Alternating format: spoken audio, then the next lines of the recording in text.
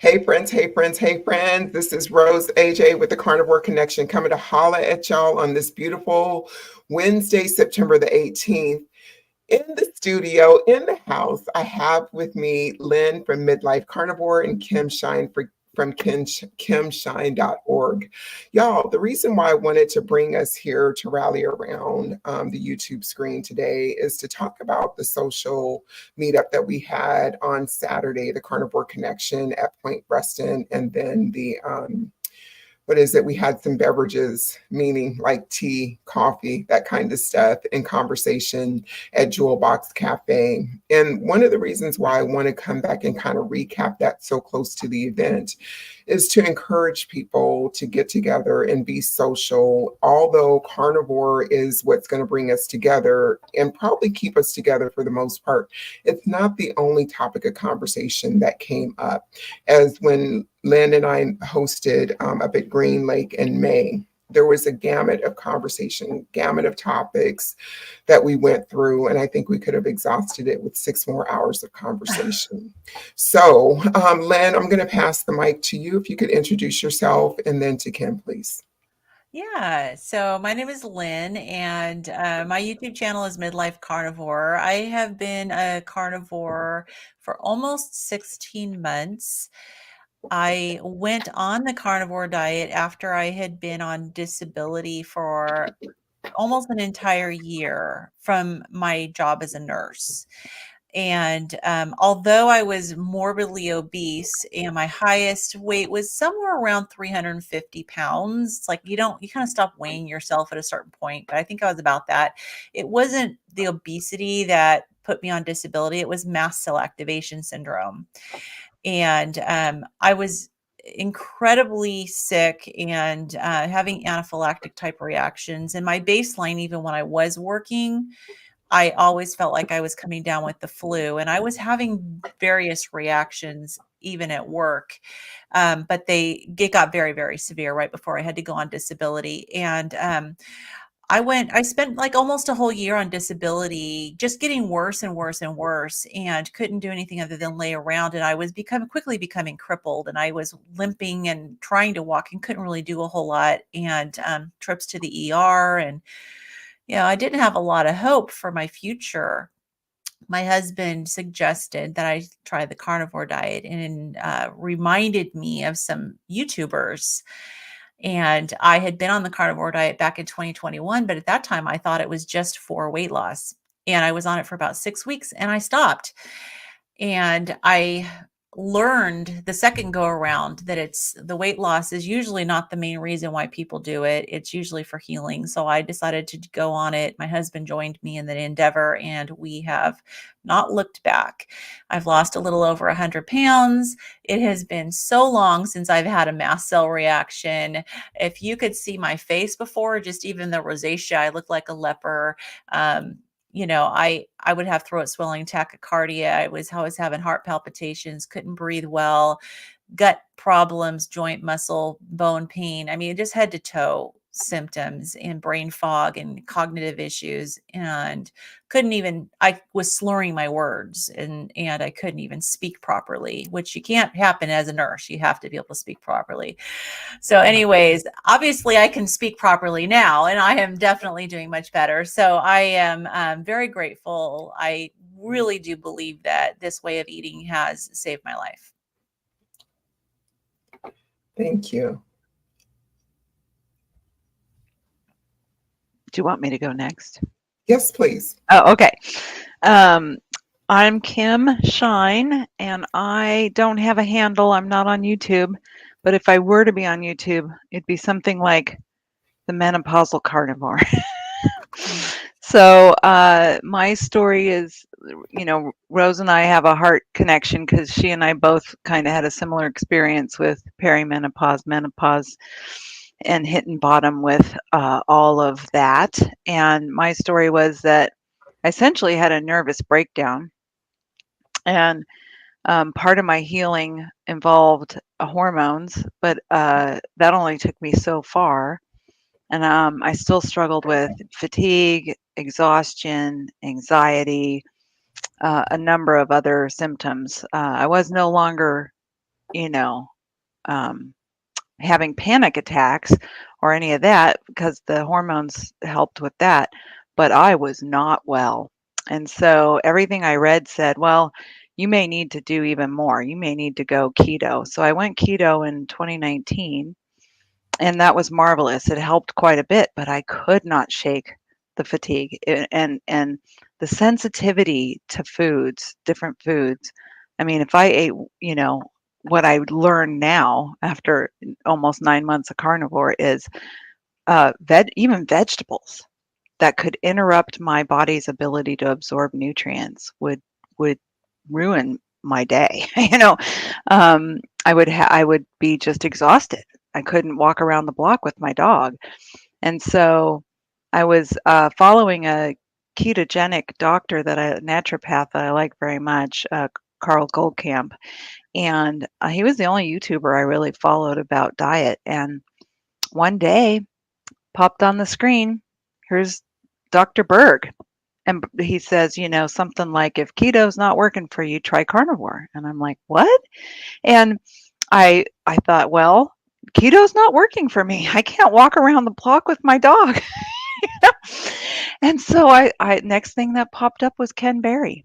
And I thought it made perfect sense. The the proper human diet made perfect sense. We're supposed to eat meat. Well, I'm preaching to the choir, I know.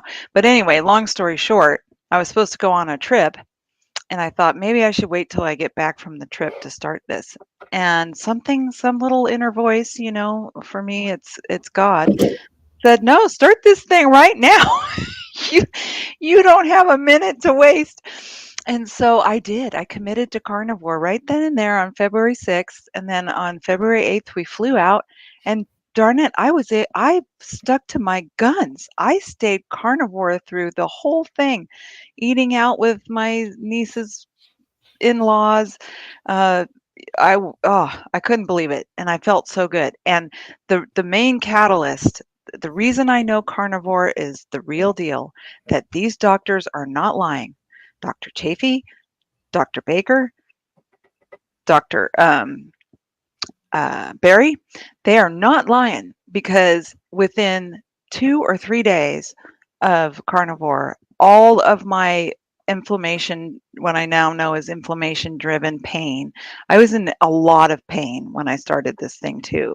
And so the shoulder pain gone, the knee pain gone, the foot pain gone, and it has not returned in 9 months. It has not returned. And there have been a slew of benefits. You know, the fatigue, forget it. Not only can I walk the dog, I can walk the dog for miles. My husband and I hike, and before carnivore, even on clean keto, I wasn't eating keto pops and keto ice cream and keto crap. I was clean keto. I was basically just vegetables, green leafy vegetables, and meat. And so all I eliminated to go carnivore was the Brussels sprouts and the cabbage and the kale and all. Anyway, we would go hiking, and my husband and dog would, I kid you not, be 200 yards ahead of me going up the hike, because I could not keep up with them.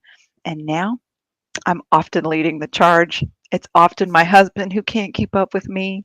So they are absolutely telling the bona fide truth. I'm a skeptic, and I went to this thing with like last ditch hope for, you know, getting past the fatigue and helping with the pain. And I mean, I packed a tube of Bengay on that trip that I never used. And I was smearing I bought a Costco sized pack the month before because of the pain. So no, that's my story, and I'm sticking to it. And I think that, you know, this is the last chapter of my life. I'm heading into the best chapter. I truly believe between carnivore and going to the gym, I'm going to have an amazing twilight years of my life. All right, get it, girl. That's what I'm talking about.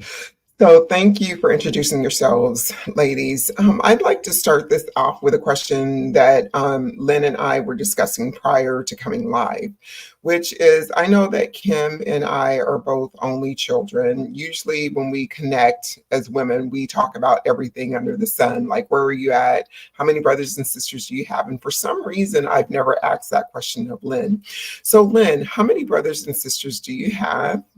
Did you grow up in a tight knit family? And how has being in a family with brothers and sisters, if you have them, how has that impacted your ability to want social connections in other ways? Right. Yeah. So yes, I have one sister and one brother, and I was the afterthought because when I was born, my parents were in their early 40s, and my sister was 20, and my brother was 16 at the time when I was born. And so I can say I kind of grew up more like an only child because of the age gap. My sister ended up getting married when I was 2, and my brother got married when I was 3. And so I actually had, nephews that were more like siblings to me. But for the longest time and the whole time I was growing up, we did have a close-knit family. My parents they were the hub of the family, and because my siblings were married and they had their own kids, everything was centered around my parents' home. And so we grew up, we, spent all holidays. My mom loved to celebrate, so we spent all the holidays together and birthdays, and she still loved to celebrate anniversaries and any excuse to have the family over. She was very welcoming, and she loved to cook, and she did not cook me healthy food, but she loved to cook and to just serve people. And so, I can definitely say that now me and my siblings are in 3 different states. So my sister is in California, my brother is in Idaho, and I'm in Washington. And we do, like, my brother and I, we connect, but we don't connect as much as my sister and I. My sister and I connect a lot, and everybody's all spread out all over the place now. And that makes it challenging for sure. And, you know, so I'd say social connection with family is not as natural and organic as it was when I was growing up. It has to be, you have to put some effort into keeping, connected with them. Yeah. So would you say that growing up almost like an only child has impacted your need to reach out to others or to build communities elsewhere? Share yours and I'll share mine. That's it's interesting because I think that part of the answer to that is because as related to my own personality, because I tend to be slightly on the introverted side. And so I'm kind of a homebody. And so to me, the social elements of my life take effort and they take work. And because I would be perfectly happy to be a hermit if but I know that's not healthy, you know. I know that's not good for me. But it was easy to do over the course of my adult life because of my illness. I didn't know until 2022 that I had mast cell activation syndrome.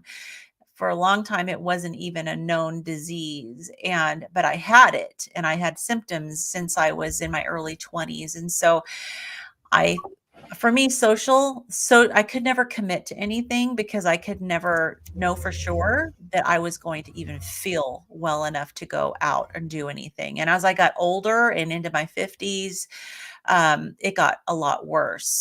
So I think that my health was a big obstacle for me. And now that I'm feeling better, I'm needing to come to terms with my social engagements and realize that I need to actually put some effort and work into it. Oh my gosh, thank you so much. And you did put some energy and effort into it this past weekend.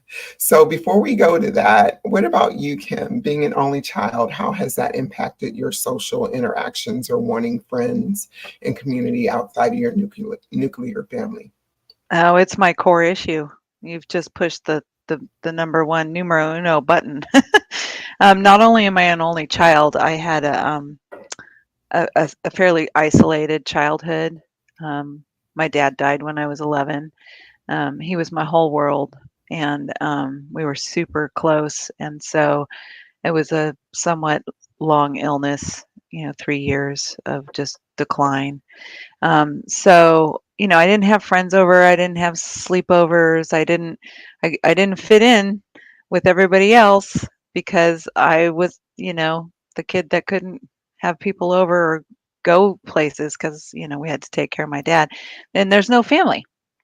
We were all alone on the West Coast. If there was anybody to help, they were all on the East Coast and they didn't come out in the 70s, So it was just my mom and I taking care of my dad. So yeah, so my core issue in life is this sort of loneliness, this sadness of having one third of my family, disappear.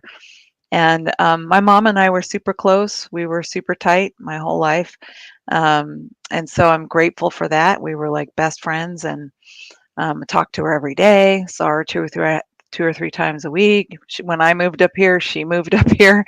Um, but it's a lonely it's a lonely deal to grow up kinda. I had to adult really young, right? I had to know what meds my dad needed at what times and had to understand atherosclerosis at age 7 and, like, so I didn't have, like, a idyllic childhood, but I did have a super brilliant mom and, the time I did have with my dad was wonderful. He was always there for me. So I feel blessed. I feel grateful. I feel lucky to have had my parents and that even with all of that.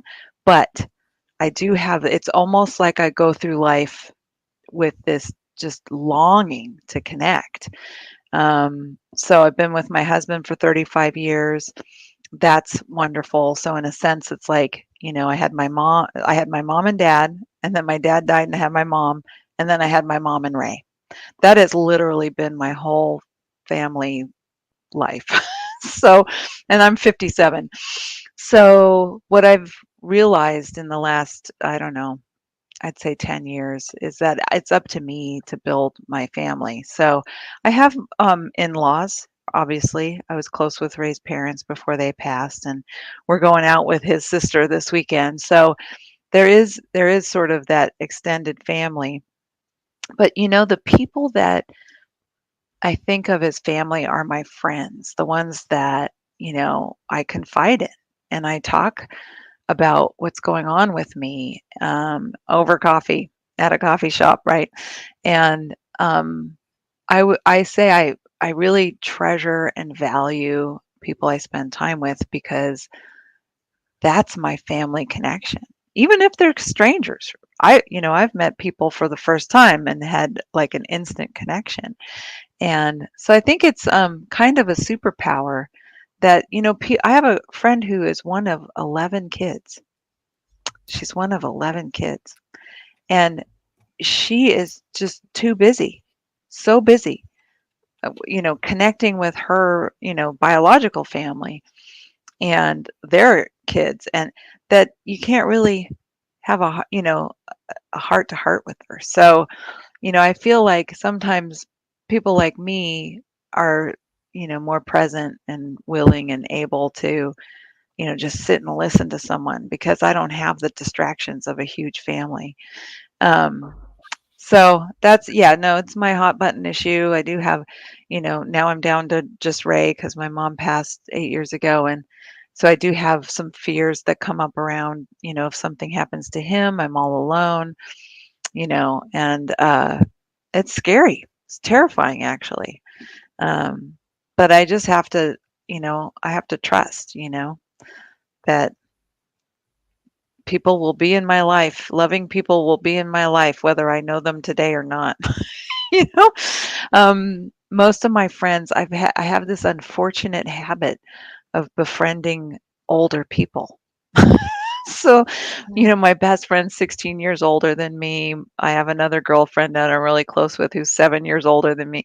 So, like, I just need to start befriending people who are 10, 20 years younger than me so that I'll have some that are around me because with carnivore, I'll probably live to 120. And so I'm gonna need to find some carnivores 20 years younger than me that'll only be 100 when I'm 120. So, yeah. Thanks for asking, Rose. Yeah. Yeah. So I think there's a theme here between you and Lynn being introverts, which knowing you both the way I do, that takes me by surprise, to be quite honest, because you guys can out talk me. You guys really can. That's a compliment. That's a compliment. But I grew up an only child in a very dysfunctional, chaotic household that wasn't very healthy. Nothing about it was healthy. So I am very outgoing, energetic. People give me energy. I give people energy. That's my expectation since I was a little kid. So I would always rally the troops, stand up for the person being bullied, yada, yada, yada, just a little badass all the way around, right? And I still continue that to today. But I like making friends everywhere I go with people that I come into contact with, right? Acquaintances and whatnot. So without people, friends, girlfriends, acquaintances in my life, it would be rather dull, if you know what I'm saying.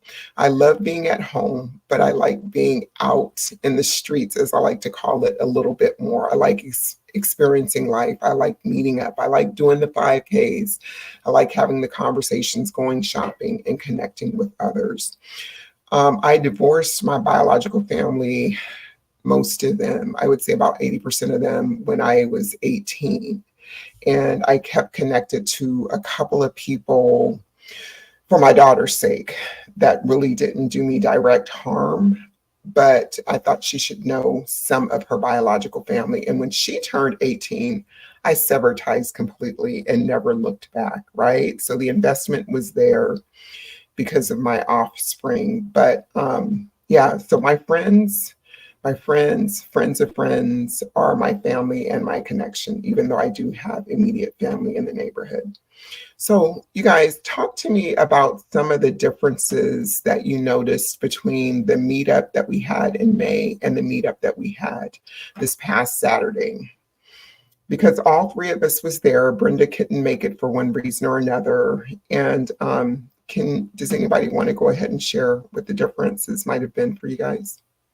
Well, I can share. So, for me, the difference was is that I had a dizzy spell.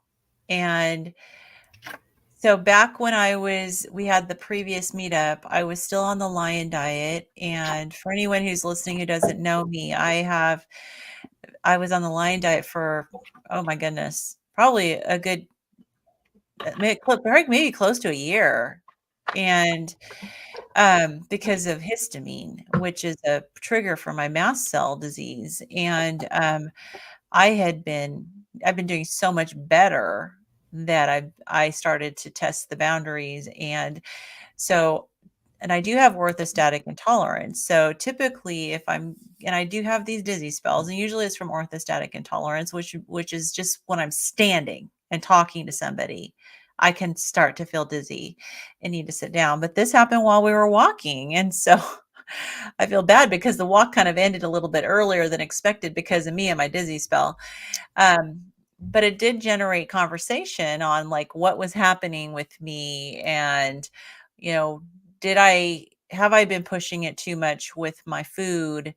Um, and so it was a big question mark. And I know we talked about it for quite a while and kind of theorized and hypothesized about like what might be causing the issue. It was a little alarming for me to have one while I was walking because it usually only happens when I'm standing. And so that was a little unusual. Um, and I think I'm suspecting I might have an answer, which I haven't shared with the two of you. And it's not a great answer, but it's probably a little more solid hypothesis because since then I think I have a bladder infection. And yeah, and so it's unfortunate, but I think I have a bladder infection because I started having these symptoms. And I don't know if this is the second one I've had since I've been carnivore, and I never got bladder infection. So I'm kind of wondering if the loss of fat is shifting my bladder or something is going on with my bladder.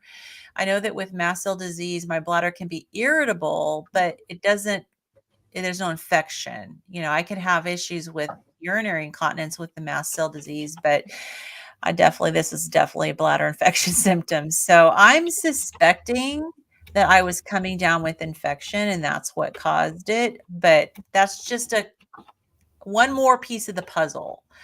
But I mean, you both were so gracious and were, like, hey, listen, let's just turn back and we'll go and we'll get to the cafe. And, it ended up being okay. And I was fine by the time it was time to go home. So, yeah. But the social aspect of it was still great.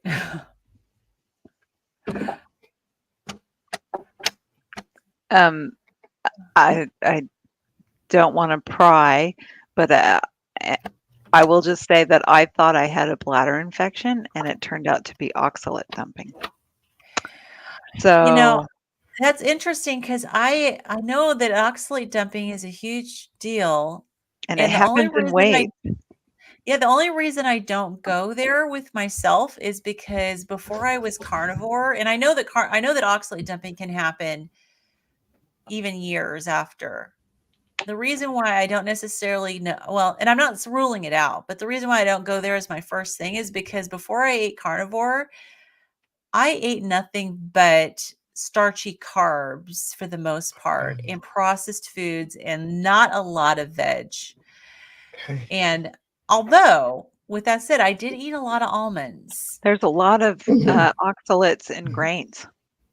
So, okay. So there we go. I ate a lot of grain products, like lived off of grain products. In fact, it's funny. I caught a Paul Saladino short today on YouTube, and he was talking about, I don't eat rice, but if I were going to eat rice, and then he proceeds to talk about I would only eat white rice, and then I would soak it overnight, and then I would pressure cook it to get the oxalates out. So there's even oxalates in white rice. So I think, anyway, I'm just sharing that I never have bladder infections, and I thought, how is this happening? And it turns out that it wasn't an infection at all. It was that oxalates coming out. Okay. So maybe I need to put it back on the plate of possibilities that it could be But either way, it would stress out your system to either fight an infection or have this wave of oxalate dumping. So that could be the cause of your dizziness. Yeah, good. In fact, it was an infection that it was a different type of infection. It was an abscess that I had gotten on my chest that got really infected, and that is what triggered the mast cell disease that put me on disability in the first place. And so I know that, I mean, with anybody, infection is going to trigger your mast cells to degranulate and release all these chemicals and give you symptoms. But because I have the mast cell activation syndrome, when that happens to me, it's exacerbated beyond what it would be for someone else. Yeah. So it may have still been a mast cell reaction, but maybe the bladder issue is the trigger. Who knows? But I still feel like as though I need to be careful with the histamines because it's a cumulative thing, right? You don't want to get the histamines up too high. Right. Yeah. For any of us. Thanks for that. Lynn. Thanks for that, Amy. Yeah. Lynn, yeah. I know Amy's got mast cell disease too. So yeah. Yeah, it's sensitive to all sorts of stuff. I mean, I would react to things in the air. I would react to the sun, UV rays. I would react to if it was even warm outside, get overheated and have throat swelling and dizziness. And, I've reacted to all sorts of fumes from cars, other chemicals. So yeah, it is. That's why it's hard to figure out, when I do have a reaction, it could be any number of things. So she's saying it could be a combo, Yeah. Yeah. everything under the sun. So Yeah. do you keep a symptom journal? No, I don't. And it's probably something that at some point I probably should have, but it would have been a full-time job because I was never without symptoms. So I know that going carnivore and keeping it low histamine has eliminated probably over 90% of my symptoms. So then, are you going to try to remain histamine free as possible, or stay away from foods that have them? I am now. I'm being nosy here. Oh no, absolutely. I'm an open book. The thing with the mast cell activation syndrome is histamine is one of like 1,000 chemical mediators that are released when the mast cells degranulate. And so histamine is one part. It's a large portion of what's released, but it's not the only thing that's released. Right. And so it is the one thing that I can actually impact by staying low histamine in my diet. And there are other chemical mediators that are released cause symptoms as well. And I don't know how to impact those things. Like, for example, one of them is heparin, which we are maybe a little more familiar with heparin, which is a blood thinner, and it's given to people in the hospital. I used to give people heparin injections all the time, and sometimes you have them on a heparin drip, but our bodies naturally produce heparin. And so I can't control. The biggest thing for me is to make sure that whatever I do is promoting a mast cell stabilization so that the mast cells are stable enough that they're not inappropriately degranulating and releasing all those chemicals. So, for example, if I know that if I'm getting too much going on with my gut and there's a ton of histamine and there's a ton of mast cells in the gut, I will have bleeding, some GI bleeding. And I'm assuming that that's probably because the heparin and causes some excess some blood. But it's complicated. It's complex. The doctors that I've listened to say it's probably one of the most insidious diseases out there because it even presents differently with each individual. It's complex, but I can control my intake of histamine from a food perspective. And so, yeah, I feel, yeah, I'm kind of still on the fence when it comes to how low histamine I'm going to go, but I should probably go back to the lion diet and kind of reset everything.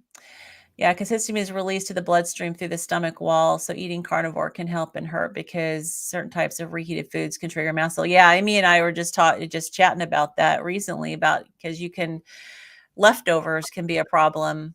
And of course, the age of the meat can be a problem. And so, yeah, and then you can't have anything that's smoked. That's high histamine. Egg whites are high histamine.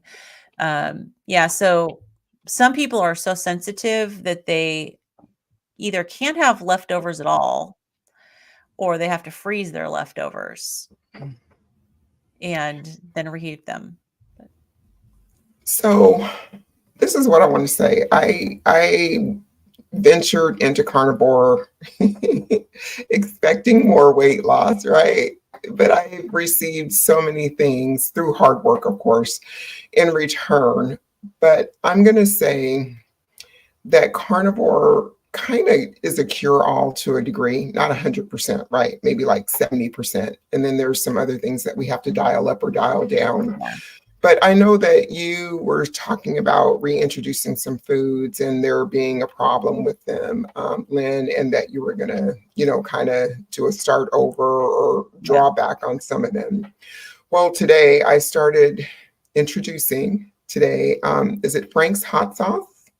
I'm going to try Frank's hot sauce. I love sriracha, so I'm going to add sriracha. And then I don't know if you guys have heard of is it Sweet Baby Ray's zero sugar barbecue sauce. I've used Mhm. that, and my La Nietas, they love that with their beef and stuff.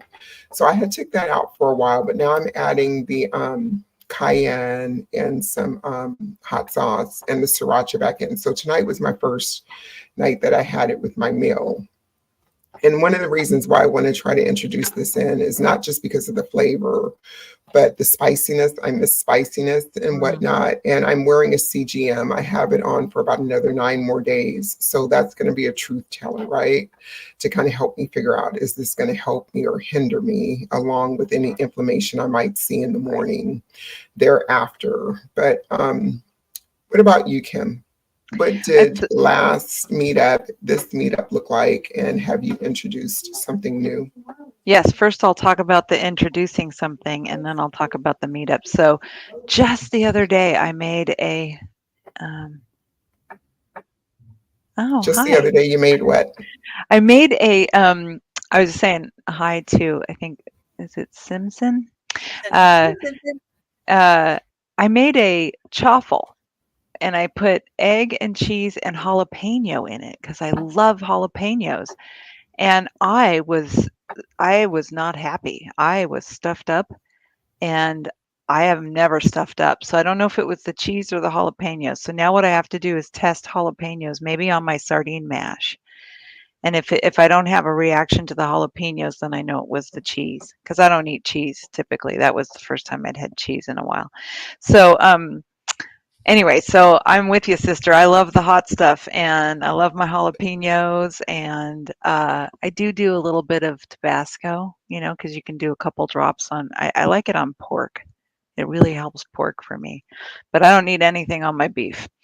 Um, and then on the meetup, I thought it was so interesting. So first, it was lovely meeting Lynn's daughter. It was, especially knowing Shay. and yep, and seeing all the pictures from the wedding on Lynn's videos and then getting to meet her in person. That was super sweet. But I thought it had a very similar vibe, like in terms of totally different people, but we all just instantly clicked into talking about stuff that was interesting and relevant to our well-being and our health. And um, just like the thing that struck me is it doesn't matter who I meet in this carnivore community you've created, Rose. We all sort of like instantly kind of just feel like, I don't know if they felt this way, but I feel like I've known them forever. And I'm just meeting them because we've all come to this probably from a lot of pain. And so we all have instantly this recognition of, oh man, we've been through the gauntlet with food and we finally found a solution. Or it's somebody who's, carnivore curious and they've finally found hope in people like Lynn and myself and Rose who are, demonstrably better from just Mhm. eliminating, the stuff from their diet that prevented wellness. So yeah, I thought the vibe was the same for me in a way. Um, yeah, it, I would go do this every month if we could. Oh, I wanted to say, Lynn, on one of your video comments, I had to go to bed, so I couldn't. I had to shut down. But I was watching your video really late one night, and one of your most recent ones, but not the Monday, maybe one right before that. Um, and somebody said, "Where is this meet?" Oh, because you were talking about the meetup, and somebody said Okay. in the comments, "I live up here. Where are these meetups?" So we need to comb back through like 2 videos ago through the comments because Yeah. I think we have a local person who will maybe meet us at Fogo de Chao in I will look January. for it. I'll look for it. I've gotten so behind on responding to comments because I've been so busy with healing humanity. And yeah, I need to get caught up. I was just starting the other night to get caught up on comments. So I will look for that one for sure. Yeah, it'd be great to find someone else who's local. We need to build, I mean, and we know that there's a lot of influential carnivores in Washington state. And but we still need to build up those of us who are, just your normal people. Yeah, and even with that being said, with normal people, I want to encourage people, even if they're standard American diet, keto, low carb, carnivore, it's not just the food that's going to bring us together. Do you know what I mean? That can be the one thing, or maybe that we're a certain age or demographic that brings us together. But what really is going to keep us together as a community is being willing to show up, make new friends, and bring friends. And my commitment is to just have meetups around, Western Washington, no matter how far I may have to go, at least every quarter. So I already have the next one planned for January 19th in Everett. I wanted it to be Bellevue, but then Lynn was like, there's no parking at And it's is it the going to be in Alderwood Mall? Linwood. Yeah, In yeah, Linwood. but It's Linwood, which isn't no, quite as bad no, as no. Everett Wait a for minute. you. Wait a minute. Wait a minute. What I was saying was I wanted it at the Fogo de Chao in Bellevue, but Lynn Mhm. pointed out in Linwood at the Alderwood Mall, right? That Yes. there's a new one that's there. And who am I to say no to something new and a mall full of shopping? Bellevue or Linwood. Either way, I'm there. So, guys, put it on your calendar. It's far enough away that you guys can plan now to show up. I've Yeah. never been to Fogo at all, but I think You you have, Lynn. haven't. There's I've not been one to down here other than Bellevue. Yeah. So I've been to the one in Bellevue and I've been to the one in Linwood, and I have to say I like the one in Linwood better. I feel like the food was better than the one in Bellevue, and it was good in Bellevue too, but I feel like it was better in Linwood. And yeah, it's a good place to eat for sure. I And have I haven't been to Fogo de Chao, but I've been to a Brazilian restaurant like that in Seattle. And oh yeah, it's a different name, and I've been there twice, and it's good. It's interesting because, like, if you get them, like, right when they come out of the kitchen with their skewer, oh, yeah, like heaven. But if they've been walking around with that skewer for a while, that sometimes the meat can get a little dry. But yeah, yeah, it's the only way to go for me. I think, like, in terms of the value for a carnivore, yeah, those are the number one restaurant to eat at. And yeah. the way they do it on the spit like that, they don't need seed oil, right? Because Right. it's So not touching anything. tell us what we could expect. Oh, okay. So you've not okay, because 'cause you've not been there. Yeah. Okay. So Lynn, correct me if I'm wrong. So there'll be this huge salad bar, which, you know, that's for the normal people, They right? have Yeah. meat. They have But meat and they have they have cheese meat and and cheese there. So you can hit the yeah, salad bar for the carnivore stuff, and you'll just blow through that, and then you sit down, and within seconds, minutes, if not seconds, someone will walk around and they have these like spits just loaded with meat, and they'll say what the meat is. Um, picanha, ribeye, filet, and then they'll just slice off pieces for you right there if you want it.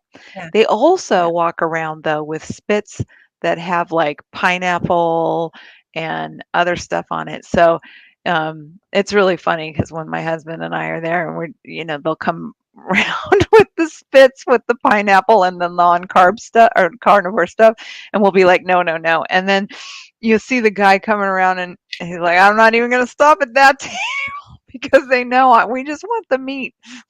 We That's just right. want the meat. But it's really it's hard. Okay, the problem is for a volume meter like you, Rose, it's going to be hard because they slice off maybe 3 ounces at a time. And so you Oh, just snurf up girl. the three Mm-mm. ounces and then that's why you're going to But have they to No. hit. keep coming. They keep coming, but Yeah. it's 3 ounces at a time. But this is what I'm going to tell you. You might as well give me a pound right now. I'm very good at speaking up for what I want. Okay, Well, So it'll yeah, be and I fun. listen, think j- I think that just if go you ahead and ask give it to me more, now. yeah, they'll give you more if you ask for Yes. more. Yes. And so they have each person has this little coaster, this little cardboard coaster that has green on one side and red on the other side. So as long as yours is green, they'll keep coming around offering you more meat. And they also have these, and this is kind of like a guilty pleasure, I guess. They have this cheese. It's like maybe it's like a white cheddar or some sort of cheese that it's like they've done it in a panini press or something. And so it's like grilled on the outside and like gooey on the inside.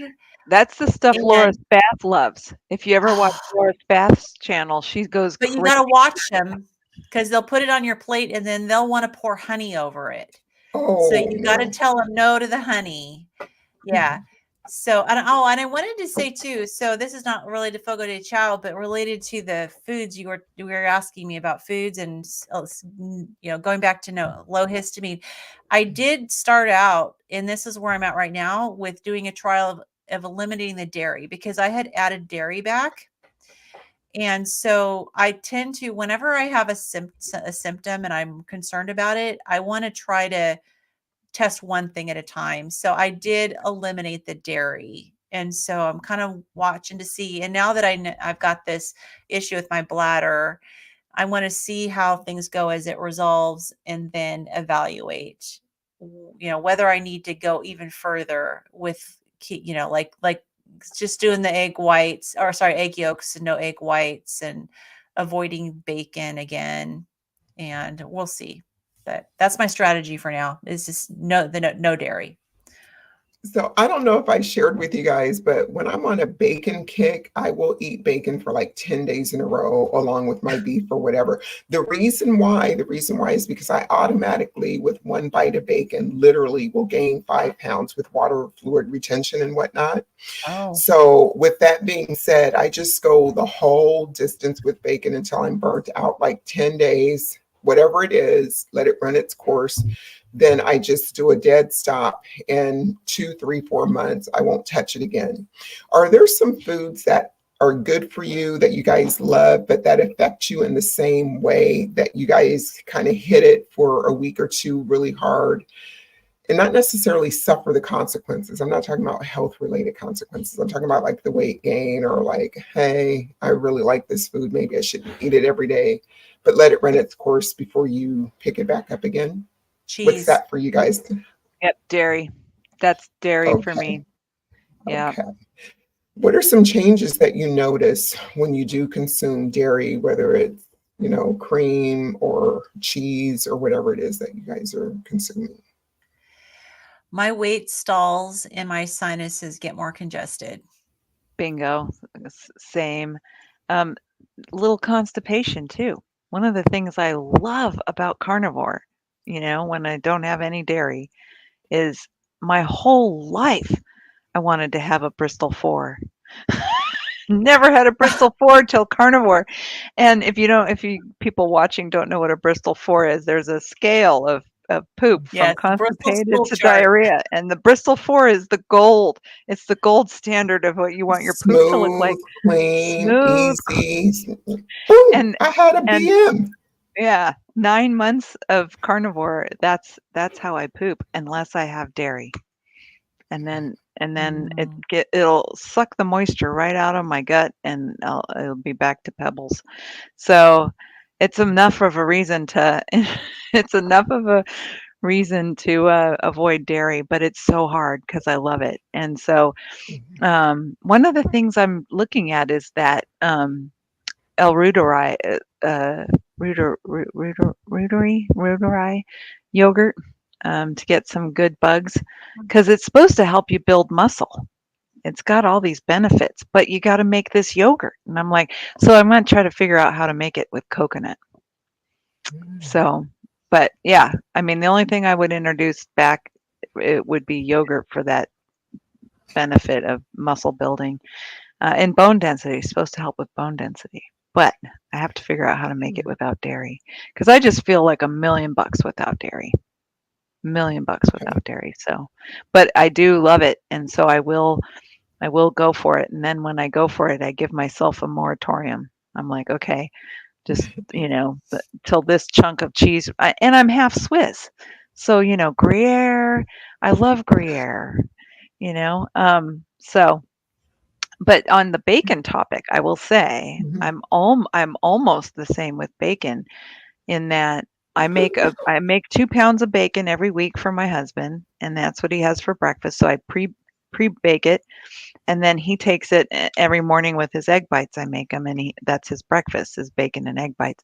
And when I pull the bacon out of the oven and there's just that one piece that looks perfect, like it's going to have that succulent, fatty, juicy deliciousness to it, I will have that. And then it's like game on. I want to eat that whole pan. So I love that term, carbs, sober behavior, or do you have sober behavior around this food? Dr. Wiederman says that all the time, and so I don't have sober behavior around cheese or bacon. So I do. I allow myself like one or two, sometimes three or four pieces when I make a fresh batch, but then sometimes resist it because I know the minute I have one, I'm going to have four. So, and Yeah. it'll stall my weight loss too, like dairy. And maybe it's like you say, Rose, maybe it's the water retention. But For I do me, love it's automatic. It's automatic. So I know what my results are going to be with that. But what about plus you, Lynn? Oh, Oh, one more thing. Plus, I like to have one food in my pocket that I can go to if I need a boost. Like if I try to avoid emotional eating. I try to go journal first and do all sorts of things to like not. But when I'm going through something tough right now with my husband, and to be able to I can't look forward. I'm never ever going to have a carb, right? That is just off limits. So I have to have something that I can say, if I really, really need a boost and really need some emotional food soothing, I'm gonna have some bacon. So that's kind of okay. why I like keep it on reserve for like if I need it to as something to look forward to in a food. And I know I'm not supposed to, but the truth is I'm human. But who And says who says you're not well, supposed to? You're making well, your own rules for your life, Kim. true. And this is one of the ones is like if I'm really down and I need to take some solace in food, it's going to be bacon and cheese, baby. There you go. But There that's why you I go. can't have it every day because it's got to be Yeah. special. Okay, What take it away, about you, Lynn. Miss Lynn? Yeah, definitely cheese is a problem child for me. um and I don't know, it's interesting that you bring up bacon because I don't know. I haven't really tested out whether or not bacon causes those types of issues for me. I know it is higher in histamine. And so for the majority of the time that I've been on the carnivore diet, I have been avoiding it. And I've recently introduced it maybe within the last month or so. And I do notice that I go a little hog wild over it. So it's funny. I mean, my husband says we're being pigs over the pig, right? But it's just too good. But I Yes. don't know how it affects me, honestly. And so I guess, if I don't start feeling better and with the limiting the cheese and getting over the bladder issue, then the bacon's probably going to have to go. Yeah. Yeah. So day by day, step by step, and Mhm. you'll just see what happens. So, Kim, there's a comment up here for you. Do you want to Yep. read it out loud and answer it out loud? Oh, I just responded, but yeah, double responded for some reason. But yes, the only thing I'm still using is bioidentical progesterone cream. Although I will say that since I've gone carnivore, I don't need as much. But until I reach a certain goal with like bone density and stuff like that, I'm gonna stay on it. But yeah, like that's another freedom that carnivore gives you. You just don't have to take the turmeric and the supplements and it's a miracle. Yeah. So, speaking of supplements, do you take supplements or meds, Lynn, that you'd like to share with us? And I'll share mine first while you think about it, girl. Yeah. So, So I I guess I should start out by saying that I did create a medication list while I was on disability before I went carnivore. And it was a combination of prescription medications and supplements that I had to take for my mast cell disease, and it filled a whole page. It was probably at least 30 things I was taking every day. And so I am down, as far as prescription medications, I am down to 2 that need to be compounded that stabilize my mast cells. One is called ketotifen, and one is low-dose naltrexone, which helps with inflammation. It has really helped, particularly with my brain inflammation and mental fog. So I tried to get off of, I talked to my naturopathic doctor. He prescribes them, and he said, well, let's try a trial off of the ketotifen. It did not help. It did not work. I ended up getting throat swelling again. So I don't know if I'm ever going to be able to get off of those or not. We're just going to have to let time tell. And then until recently, I wasn't on any sort of supplements. And then I had some blood work and it showed a folate deficiency. So he has me taking a folate supplement for now. I'm kind of on the fence too, because I did watch an interview recently with Dr. Bright, and I thought I heard her say something about there's really no such thing as a folate deficiency with carnivores. So I'm going to have to look into that. And and I don't know if it's like people say with vitamin C, like we don't need as much, and maybe we don't need as much as with the folate, and because you've got plenty of B12. And so I'd love it if anybody knows anything about that. But for now, it's just, and I do take an iodine supplement. I take iodoral. I take 25 milligrams a day. I have lots of thoughts on the B thing.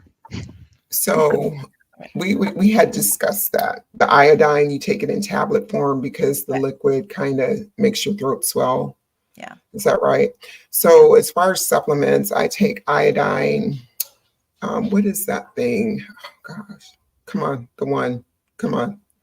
I need to go run to my cabinet. Y'all, I have brain fog. It's like 7:00. I'm ready for bed, but not really ready for bed. But magnesium. I take magnesium and vitamin D K3, 3K, vitamin K. D with K2. D3, K2. Yes. Yes. So those are the 3 that I take. And I just recently started taking those maybe like a month ago. I used to supplement really, really heavily when I was on the SAD diet and even on keto. Then I just kind of rebelled, threw everything in the garbage. I've never been on medications. I kind of refuse to go on any medications at all whatsoever, including ibuprofen or anything. Right.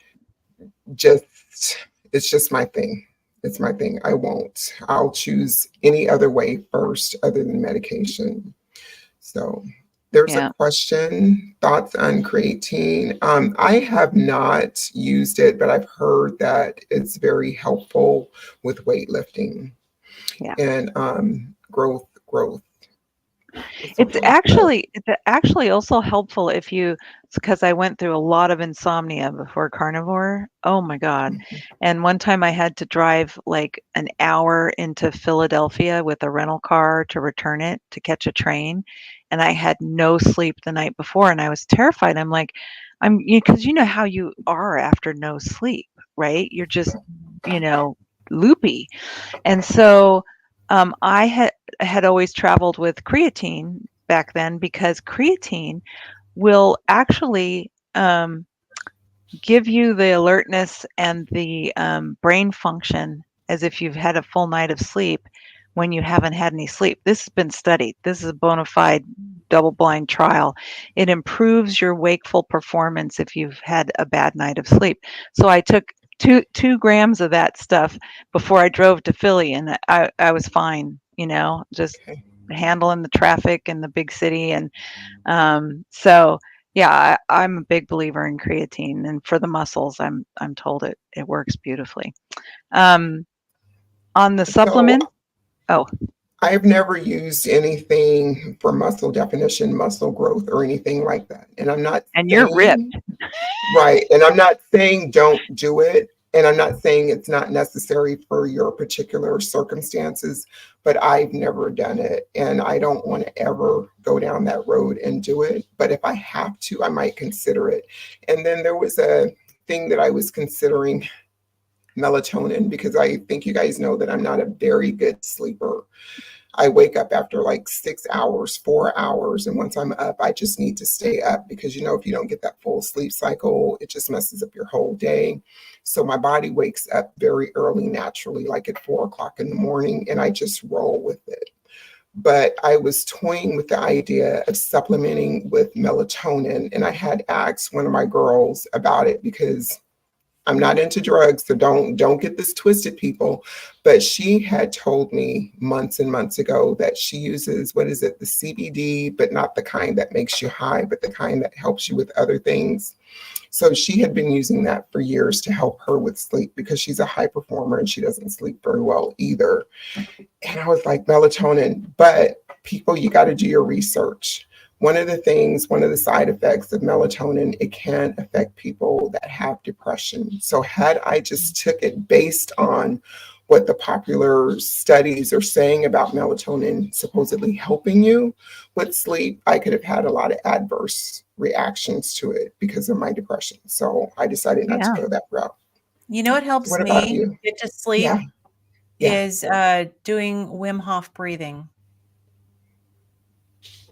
Okay. I have a video that I do that's just a short it's just a short video, just a few minutes, and a guided Wim Hof breathing, and it helps with sleep like crazy. And I've had other people try it and it helps them too. Yeah. So it's something that might be worthwhile to try. Okay. I will. Thank you. Thank you. What were you going to say, Kim? Well, I have like 1,000 things to say now because there's 4 topics on the table. Okay. On So the sleep thing, we're at the I know hour you're at point. time. Don't make it 1,000. Okay, on the sleep thing, 6 hours you might be one of these people that does just fine with 6 hours. And so, maybe it depends on how you feel. On the vitamin B thing, Lynn, I think we've talked about this before. Like I have that MTHFR gene mutation, which means I don't Right. methylate well. And so I do take a methylated B vitamin just to cover all bases. But I think you're onto something in that, like when you're eating carnivore and you're eating that much protein from animals, I think that it makes perfect sense to me that the body would be able to get everything it needs from the meat, including whatever the folate itself is doing in that methylation cycle. But I'm going to take it just because I know for sure that I don't methylate well on my own because I have that gene mutation. And then on the iodine and stuff, so the only supplements I do take is Dr. Berry made perfect sense when he talked about the fact that even our cows may not be eating grass that has iodine in it. So, we wouldn't need to supplement with iodine if we could be sure of, if we lived on the coast and our cows were grazing right off the coast, no problem. You wouldn't need it. So I do take iodine because I don't know where my cows ate. They could have eaten in Iowa for all I know, right?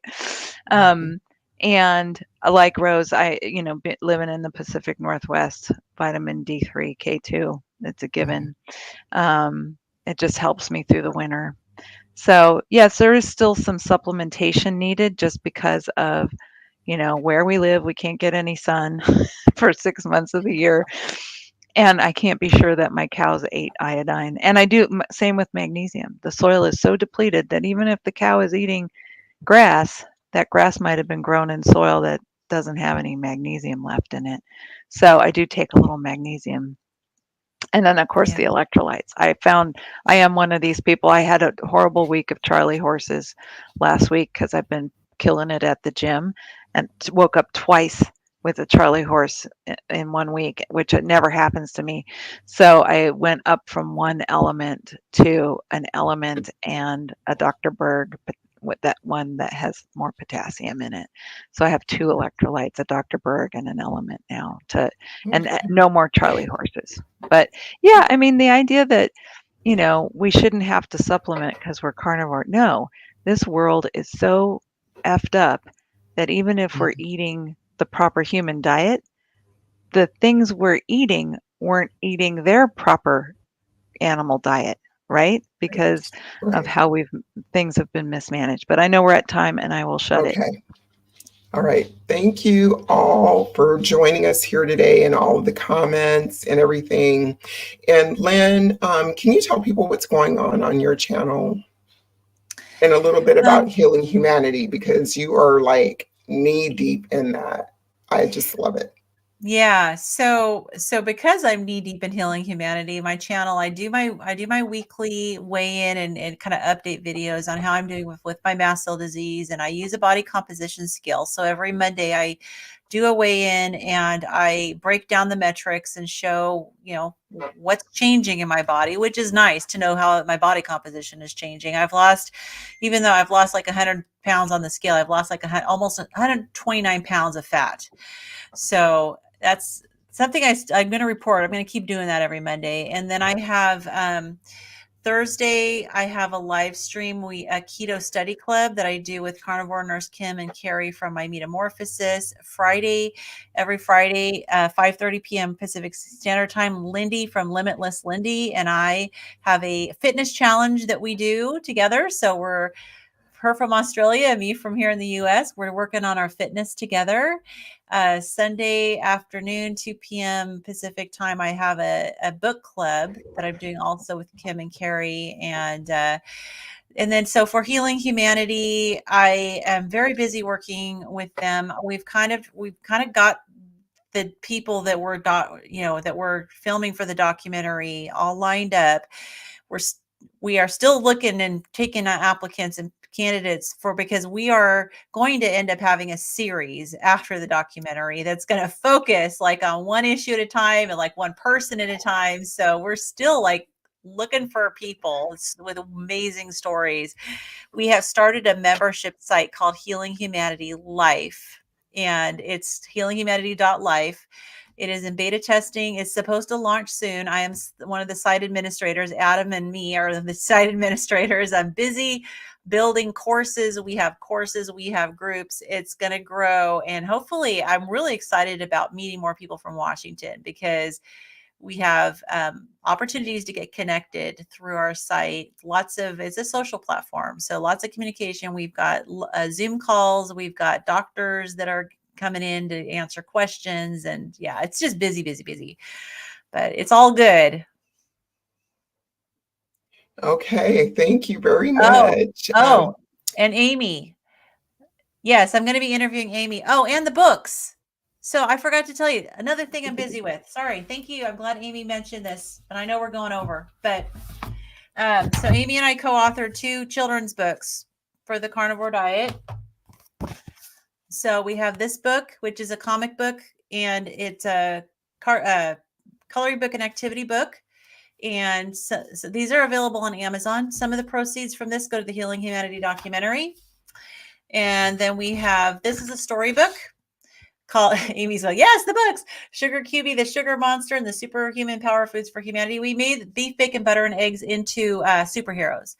And some of the proceeds from this book are going to go to Dr. Berry's American Diabetes Society, and it is starring his kids and Granny Berry. And it's a cute story about teaching kids how bad sugar is for them and how it can affect how they feel. So that both of these are available on Amazon. And if you look, you can look for them under my name, Lynn, and then Divoky, DIV as in Victor, OKY. Okay. So, Lynn, let me ask you this one question. I know we're over time. Look, y'all, we over time. It is what it is. So, Lynn, do you think that you would have been creating children's books with a co-author had you not gone carnivore? Good question, because I was always creative. I do have 4 coloring books that I've created on Amazon, and that was while I was on disability. So the creative part of me was there already. But I definitely wouldn't be creating carnivore kids books for sure. Yeah. And so, how come you're starting with the kids' books as opposed to like the preteens or teenagers or even adult books? Because I see how influenced the kids are, and the advertising, the schools, everything in their life, in their face is trying to get them to eat unhealthy food. And a lot of, I hear a lot of like our age, a lot of us have grandkids, and I hear from people that have grandkids and they're like, yeah, I have my grandkids over and I try to feed them well, but I can't get my son or daughter or whatever, to feed them well. And so when you can buy these books for your grandkids, and it shows them these great foods as superheroes. So the hope is that they'll start asking their parents to give them these foods, because these are the foods that are going to make them strong and smart and to run faster. And so we have so many other books in the works. Dr. Barry actually wants us to make a series of mystery books for him, on the carnivore diet. And so we have like four, Amy, correct me if I'm wrong, but I think we have like 4 books right now in process. And we're basically doing the same thing that the food companies do. They target little kids with their advertising and their propaganda about these food items. So we're coming back at them. I know that's right. And we had a lot of chatter around your books and children and the way they're being fed. And it's one of my pet peeves, because I do work in the public school system, but with young adults. And if they could just change one thing, make it their diet, Yeah. What about you, Kim? Before we close out, what can they find on kimshine.org? Oh, just my saga of how meat has helped, and how I wish I had been carnivore before I went into this time of life. So I really have a heart for ladies that are, the doctors don't know how to help us. It's getting better. It's getting much better. But 8 years ago, when this started for me, the doctors you look up on your website supported that your insurance will pay for, they do not understand what's needed. You have to go to an expensive naturopath that specializes in hormones, and so I just put everything out there that I went through in the hopes that some lady will stumble upon it and get some ideas and hope about how she can support herself through this. Namely, eat meat Right. and fat, lots of fat. Bring on the fat, bacon grease, butter, beef fat, even chicken wings, the skin on the Mhm. chicken wings. The fat is so important for our balancing our hormones through this stuff. So, yeah, I'm not as advanced as you guys. I'm terrified of social media and YouTube and all that stuff. So, um, I don't have a YouTube channel, but I do hope that somebody can get benefit from something I've been through and read my story and get ideas and, you know, try carnivore. That's the goal. All right. Thank you, Kim. Thank you, Lynn. So for me, Rose AJ on YouTube is essentially conversations like this, heartfelt and soulful conversations. Every Thursday, it's a story of transformation or someone that's in the process of creating their journey to transformation. And then I share a little bit here and there about my life. And then the carnivoreconnection.com, where you guys can go find out about upcoming meetups. You guys can also find out about Healing Humanity there, and a couple of resources like Dr. Barry, Dr. Jason Fung, and some of the greats. And you can learn a little bit about my story, and then also group coaching for women that are 50 years old and older. Unlike Kim and maybe Lynn, I don't know about you, Lynn, but I didn't do any medication or any hormone therapy when I was going through perimenopause and menopause. So I'm not saying that's the way to do it. That's the way that I did it. But Kim has a lot on her website that can help women that are going through the change. So real quick, Lynn, did you take any hormone replacement therapy or anything like that? Okay, you two are going to shoot me. All right. So Yeah. I'm 56 and I have not been through any perimenopause or menopause at all. Wow. What? Yeah. Some Wait a very minute, wait a minute, unfortunate. wait a minute, Yeah. Some wait a minute, very wait a minute. unfortunate women are menstruating into their 60s. I thought So that was going to be me because I went until 40 or 54. I Wait a thought it minute, was wait a minute, wait a never minute, going wait to a minute. end. You still have monthly cycles, girl. I'm just gonna go there. Okay. So I have to give the caveat there. All right. So I had polycystic ovarian syndrome. I had a very bad case of it, which I really highly suspect it was more related to the mast cell disease because it never responded to any of the treatments. So I think it might have been a mast cell related bleeding issue. But I ended up getting a Mirena IUD to control the bleeding. And it is long expired, but the OBGYN said, just, keep it in as long as it seems to be working. So I don't know if I'm going to have, if I would have periods if I took it out, but I did get blood work done with all the hormones. And the doctor said, you're not in menopause. So that's how I know I'm not in menopause, is because of the blood work. Yeah. Not because of having menstrual cycles. Yeah. Because I'm not having any. Yeah. The average Okay. age is 51. So that means there's some women out there like Lynn bringing up the average, because some women, lots of women go through it in their 40s. And I was 54. I thought it would never end. But and then also they say when you go ketogenic or even carnivore that sometimes you can reverse your menopause. And I'm like, sister girl, do not reverse anything here. Just That's keep it pushing. I've got my fingers crossed. I'm hoping that because I found carnivore before menopause, I'm hoping that it'll be much better. Yeah. Exactly. Oh, I think you'll be fine. I'm Okay. convinced. I'm convinced if I had been carnivore, I wouldn't have gone through what I went through. So, okay, so we're just going to close out. I'm Rose AJ Coates on YouTube, all social media, and that's my website, roseajcoates.com, as well as thecarnivoreconnection.com. You can find Lynn on all social media at Midlife Carnivore, and you can find Kim Shine at kimshine.org.